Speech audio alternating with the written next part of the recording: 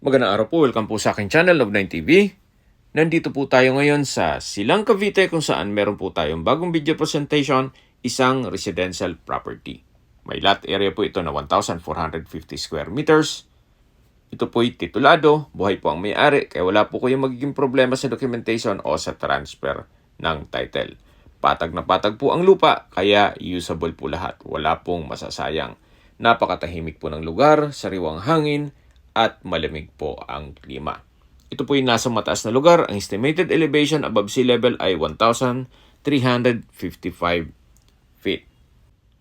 Napakaganda po nito para sa inyong retirement. Binebenta po ito ni owner sa halagang 7,000 pesos per square meter.